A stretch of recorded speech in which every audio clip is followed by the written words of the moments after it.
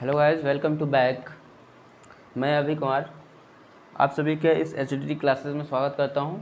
जैसे कि हम लोग पिछले वीडियो में थोड़ी सी उसमें थोड़ा सब्जेक्ट और parts of sentence, parts of subject के बारे में हम लोग पढ़े थे, उसको जल्दी से हम लोग रिवीजन कर लेते हैं। फर्दर हम लोग प्रेडिकेट के बारे में पढ़ने वाले हैं। तो अभी तक इस चैनल को सब्सक्राइब नहीं किया तो सब्सक्राइब कर लीजिए, और कोई किसी भी सब्जेक्ट में अगर डाउट हो जो आपको पढ़ना चाहते हैं, कोई से भी 10th 11th 9th 12th जो भी चीज़ें, तो उसको आप कमेंट कर सकते हैं और उस पर मैं प्रॉपर नोट्स डाल सकूँगा आपके लिए। तो स्टार्ट करते हैं। कल बस रिवीजन कर लेते हैं। तो कल हम लोगों ने क्या पढ़ा था? पहला पढ़ा था लेटर। लेटर क्या होता है? तो लेटर बेसिकली ये दो प्रकार के होते हैं। एक तो होता है आपका वोवेल, दूसरा होता है कॉन्सोनेंट। वोवेल कितने होते हैं? 5 होते हैं। ई, ए, ई, आई, ओ, यू। और कॉन्सोनेंट जो 21 अल्फ़ाबेट्स बचते हैं उसको क्या कहा जाता है? कॉन्सोनेंट कहा जाता है। और अल्फ़ाबेट्स क्या होते हैं? तो अल्फ़ाबेट्स वो होते हैं जो ए से जेड तक होता है, उसको क्या बोला जाता है? अल्फ़ाबेट्स बोला जाता है। ये दो मेजर डिफरेंट होता है अल्फ़ाबेट और लेटर में। नेक्स्ट हम लोगों ने देखा था वर्ड। वर्ड क्या होता है? तो वर्ड को हम क्या बताए थे कि it is a group of letters which make a complete sense. ये लेटर का ग्रुप होता है। ग्रुप किसका होता है? Group of letters. लेटर्स का ग्रुप होता है जो एक अर्थ प्रदान करता है, जैसे कैट, स्टडी, ईटीसी। ठीक, उसके बाद हम लोग बस रिवीजन कर रहे हैं। उसके बाद एक हम लोग पढ़ा था सेंटेंस। अब सेंटेंस क्या होता है? तो ये होता है group of words. Group of words which make a complete sense. शब्दों का वह समूह जो एक अर्थ प्रदान कर दे, क्या कहा जाता है? सेंटेंस या वाक्य कहा जाता है। जैसे कि मैंने बोला था he is going to Agra, वो आगरा जा रहा है। तो इसमें 1 2 3 4 5 शब्द हैं, 5 वर्ड्स हैं, इसलिए क्या हो गया? ये सेंटेंस और एक अर्थ निकल रहा है, इसलिए सेंटेंस हो गया। ठीक, उसके बाद हम लोग फर्दर पढ़े थे कि सेंटेंस को कितने भागों में बांटा गया था? How many parts of sentence? तो दो, एक तो सब्जेक्ट, दूसरा आपका प्रेडिकेट। तो सब्जेक्ट क्या होता है? जिसके बारे में हम लोग बात करते हैं या जिसके बारे में हम लोग उस सेंटेंस में जिसके बारे में वर्णन किया गया होता है वो सब्जेक्ट कहलाता है। ठीक, सब्जेक्ट के स्थान पे नाउन, प्रोनाउन, जिरंड, इन्फिनेटिव हो सकते हैं, जिसे मैंने पहले हम लोग पढ़े थे। उसके बाद सब्जेक्ट को फर्दर दो भागों में डिवाइड किया गया था। एक तो क्वालिफायर, दूसरा आपका क्वालिफायर के बाद क्या? दूसरा आपका हेड वर्ड, इसमें किया गया था। ठीक, जब सब्जेक्ट के स्थान प्लेस पे अगर एक वर्ड हो तो उसको एक वर्ड केवल यूज किया जाए तो उसको हेड वर्ड कहा जाता है। जब सब्जेक्ट के स्थान पे दो या दो से अधिक वर्ड यूज किए जाते हैं तो उसमें क्वालिफायर हो जाता है। और फर्दर क्वालिफायर को डिटर्मिनेंट और क्या कहते हैं, एडजेक्टिव में डिवाइड कर दिया जाता है। और एडजेक्टिव ये क्वालिफायर होता है जो कि सब्जेक्ट को डिस्क्राइब करने के लिए, वर्णन करने के लिए शब्द आते हैं। और डिटरमाइनर में क्या होगा? A and the, this, that. और एडजेक्टिव में क्या होता है? Blind, he is a blind man. तो इसमें ब्लाइंड क्या हो जाए? एडजेक्टिव हो गया। और प्रेडिकेट क्या होता है? तो सब्जेक्ट को छोड़ के देखिए, he is going to Agra, तो ही के बारे में बात किया जा रहा है, तो ये हो जाएगा आपका सब्जेक्ट। और बाकी यहाँ से जो बचा वो हो जाएगा आपका प्रेडिकेट। ठीक, तो इसी के बारे में हम लोग आज पढ़ेंगे, प्रेडिकेट के बारे में। तो फिर स्टार्ट करते हैं। अगर आपने पहला वीडियो नहीं देखा है तो उसको जाके देख लीजिए, ताकि और अच्छे से आपको समझ में आएगी।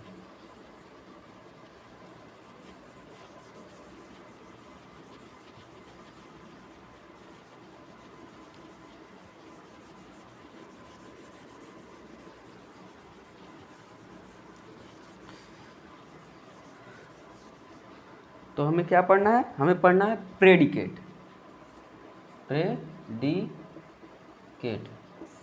हमें प्रेडिकेट पढ़ना है। तो जैसा कि मैंने बताया कि प्रेडिकेट जो होता है, सब्जेक्ट को हटा दिया जाता है, जितने सेंटेंस बचते हैं वो प्रेडिकेट हो जाता है।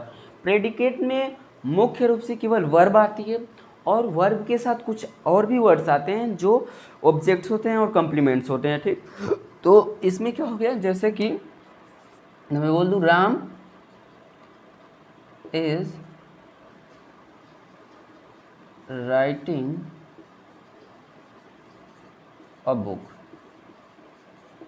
तो इसमें राम के बारे में बात की जा रही है, तो ये हो जाएगा आपका सब्जेक्ट, ठीक। और यहाँ से जो यहाँ तक आपका हो गया ये हो जाएगा आपका प्रेडिकेट, ठीक। ठीक है, प्रेडिकेट। अब देखिए इसमें राइटिंग एक वर्ब हो गई, ठीक, ये आपका वर्ब हो गया, और ये इसके साथ ये जो आया अब बुक, ये हो जाएगा ऑब्जेक्ट। तो हम लोग आगे पढ़ेंगे। तो जब प्रेडिकेट में अगर एक वर्ड केवल दिया हो तो वो वर्ब होता है, और एक उसमें अगर वर्ब के साथ कोई और वर्ड आ जाए तो बाकी जो होता है वो ऑब्जेक्ट माना जाता है। तो फिर हम लोग स्टार्ट करते हैं।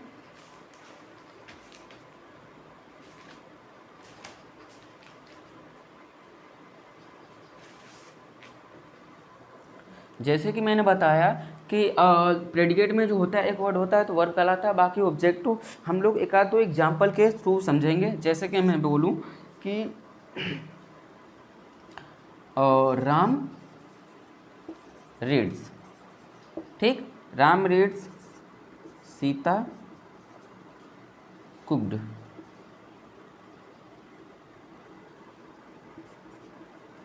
ठीक। इन दोनों में जो ये है वो तो आपका सब्जेक्ट हो गया, ठीक, जिसके बारे में बात कर रहे हैं वो तो सब्जेक्ट हो गया। बाकी यहाँ पे देखिए जो प्रेडिकेट में है, जो प्रेडिकेट वाला भाग है, प्रेडिकेट, जो प्रेडिकेट वाला भाग है उसमें केवल एक वर्ड दिया है, और जब प्रेडिकेट में केवल एक वर्ड दिया जाए तो वो क्या होता है, मेन रूप से वो होती है वर्ब। क्या होती है, वो होती है वर्ब होती है। अब देखिए एक और चीज़ हम लोग देख लेते हैं जिसमें वर्ब के साथ और भी कोई सेंटेंस दिया। Read my father read news paper. Next हो जाएगा सी राइट्स अ लेटर। देखिए इसमें जो माई फादर है, माई फादर के बारे में बात की जा रही है, तो माई फादर इसमें क्या हो गया, आपका सब्जेक्ट हो गया, ठीक। और बाकी जो बचा ये पूरा पोर्शन, आपका पूरा पोर्शन क्या है, प्रेडिकेट है, ठीक, ये प्रेडिकेट है। तो देखिए जो इसमें रीड है, रीड पढ़ने के जिस वर्ड से हमें क्या पता चले कुछ कार्य करने का, तो ये हो गया आपका वर्ब। और ये न्यूज़ जो हो गया वो क्या हो जाएगा, आपका ऑब्जेक्ट हो जाता है, ठीक है। तो इसमें देखिए सी राइट्स अ लेटर, तो सी के बारे में बात की जाए तो ये तो हो जाएगा आपका सब्जेक्ट, ठीक है। और ये राइट जो जिससे पता चल रहा है कि कुछ कार्य हो रहा है तो ये हो जाएगा आपका वर्ब। और जो बचा ये उसके वर्ब के साथ जो चीज़ें आती हैं वो क्या हो जाती हैं, ऑब्जेक्ट। ऑब्जेक्ट मुख्य रूप से होता क्या है, तो ऑब्जेक्ट वो चीज़ होता है जो क्रिया का जो प्रभाव होता है वो डायरेक्ट वर्ब पे, ऑब्जेक्ट पे पड़ता है, ठीक है। इतना अच्छे समझ गए। नेक्स्ट आपका जो है वो समझना है जो वो है ऑब्जेक्ट। ऑब्जेक्ट जैसे मैंने बताया कि ऑब्जेक्ट होता क्या है, तो ऑब्जेक्ट वो वर्ड होते हैं जिसका वर्ब का सीधा प्रभाव ऑब्जेक्ट पे पड़ते हैं, ठीक। या ये भी कह सकते हैं कि वर्ब की जो अर्थ को पूरा करने के लिए जो शब्द यूज किए जाते हैं वो ऑब्जेक्ट कहलाते हैं। एक दो टाइप्स के होते हैं, एक होता है डायरेक्ट ऑब्जेक्ट और दूसरा होता है इनडायरेक्ट ऑब्जेक्ट, ठीक है। Direct object, indirect object. Indirect और डायरेक्ट ऑब्जेक्ट क्या होता है, डायरेक्ट ऑब्जेक्ट उसे कहते हैं जो निर्जीव चीज़ें होती हैं। निर्जीव चीज़ को क्या कहा जाता है, यानी न्यूट्रल, न्यूट्रल ऑब्जेक्ट को, न्यूट्रल थिंग्स को लिख दीजिए, न्यूट्रल थिंग्स। और इनडायरेक्ट ऑब्जेक्ट किसको कहते हैं, पर्सन को कहा जाता है, ठीक है, पर्सन को। जैसे इसमें न्यूज क्या हो गया, न्यूज़पेपर निर्जीव है, तो ये क्या हो गया, ये हो जाएगा आपका डायरेक्ट ऑब्जेक्ट, ठीक है। और ये देखिए इसमें लेटर भी क्या हो गया नेगेटिव, ये हो गया आपका डायरेक्ट ऑब्जेक्ट। एक इनडायरेक्ट देख लेते हैं, he gave me a pen to me. देखिए एक चीज़ और याद रखिए, जब भी जो डायरेक्ट ऑब्जेक्ट बाद में यूज किया जाता है तो हमेशा टू को लेके यूज किया जाता है, ठीक है।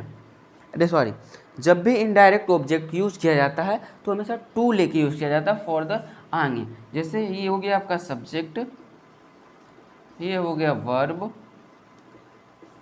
ठीक, और ये हो जाएगा आपका डायरेक्ट ऑब्जेक्ट, और ये हो जाएगा आपका इनडायरेक्ट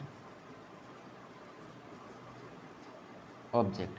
जब भी अगर डायरेक्ट ऑब्जेक्ट पहले आ रहा है और इनडायरेक्ट ऑब्जेक्ट बाद आ रहा है तो इनडायरेक्ट ऑब्जेक्ट जो होता है हमेशा टू लेके आता है, ठीक है। ये चीज़ आप याद रखिए कि हमेशा इनडायरेक्ट जो होता है वो टू लेके आता है। और ये चीज़ पढ़ाने का मेन एक ही उद्देश्य है कि जो आपका रीऑर्डरिंग जो आता है सेंटेंस, क्लास 10th में भी आता है, 12th में भी आता है और फर्दर आगे भी आता है, तो रीऑर्डरिंग में बहुत ही इंपॉर्टेंट चीज़ रोल प्ले करती है आपको क्या करने के लिए, रीऑर्डर करने में। चीज़ का डिस्कस करेंगे जो कि इसका पढ़ने का मेन रीज़न था हमें रीऑर्डरिंग करना, सेंटेंस को कैसे रीऑर्डरिंग किया जाता है उसके बारे में हम लोग समझेंगे। तो जो सेंटेंस होता है, हम लोग स्ट्रक्चर देख लेते हैं सेंटेंस का।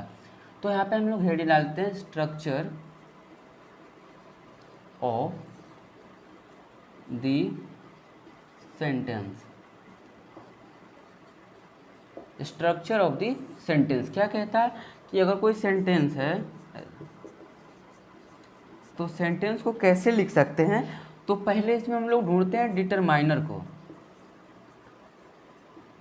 डिटरमिनेंट को, डिटरमिनेंट। उसके बाद हम लोग खोजते हैं एडजेक्टिव को, उसके बाद हम लोग खोजते हैं नाउन को, ठीक। उसके बाद हम लोग खोजते हैं एडजेक्टिव फ्रेज, उसके बाद हम लोग खोजते हैं वर्ब, उसके बाद ऑब्जेक्ट, उसके बाद कॉम्प्लीमेंट, ठीक। ये जो चीज़ है वो सेंटेंस को सही एक राइट वे में लिखने का क्या है, ये आपका रूल है कि एक सेंटेंस को कैसे फॉर्म कर सकते हैं, वो चीज़ें हैं जो इसमें हो सकता है। या यहाँ पे इस चीज़ को आप बोल सकते हैं, इन टोटल को बोल सकता है प्रेडिकेट बोल सकते हैं, प्रेडिकेट, ठीक। इस पूरे को प्रेडिकेट कहते हैं। जैसे हम लोग एक वर्ड को, एक सेंटेंस को रीअरेंज करेंगे। जैसे हम कहें कि is the morning, is the morning, वो है, उसके बाद sorry in the morning is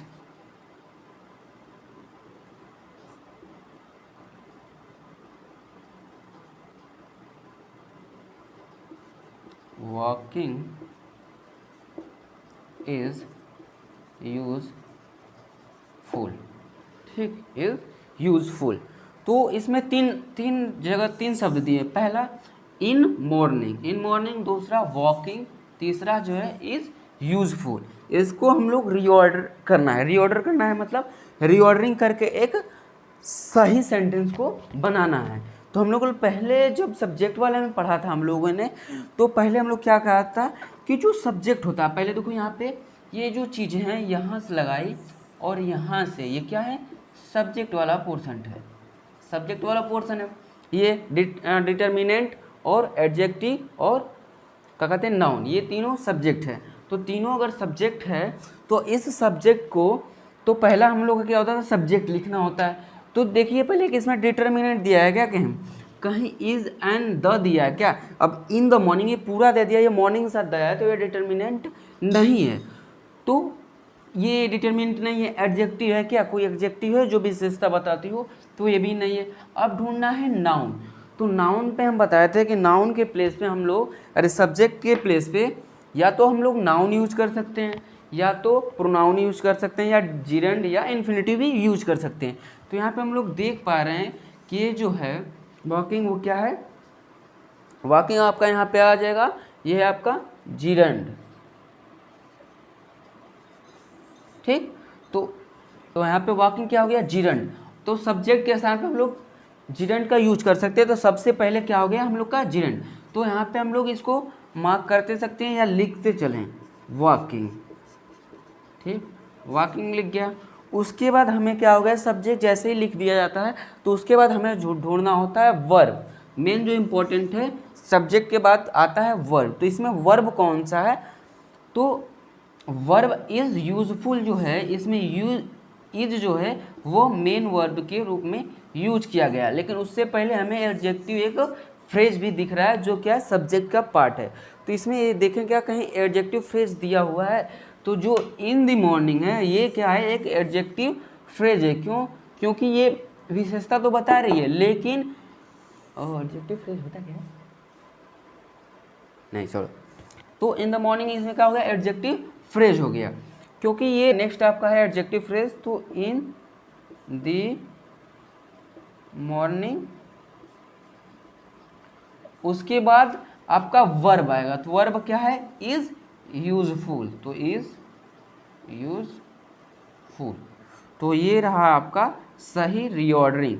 तो इस रीऑर्डरिंग को सीखने के लिए सबसे इम्पोर्टेंट चीज़ होता है कि आपको सब्जेक्ट, प्रेडिकेट, सब्जेक्ट के पार्ट्स, उसके बाद प्रेडिकेट के पार्ट्स, ये आपको आने चाहिए। मोस्ट इम्पॉर्टेंट ये स्ट्रक्चर आपको याद होने चाहिए, तभी रीऑर्डरिंग करेंगे। और रीऑर्डरिंग हमेशा क्लास 10th में पूछा गया है और क्लास 12th में भी पूछा गया। और फार्दर अगर किस चीज़ की तैयारी कर रहे हैं तो उसमें रीऑर्डरिंग आपका मोस्ट इम्पॉर्टेंट चीज़ होती है, जो कि आपको नंबर बना सकता है आपका। तो मैं आपको दो तीन सेंटेंस दे देता हूँ जो आपको प्रैक्टिस में काम में आएंगी। तो पहला मैं कह दूँ कि, पहला मैं दे देता हूँ, इज टू मार्केट राधा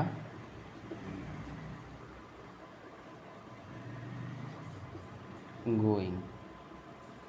ये आपका एक हो गया जो आपको करने हैं।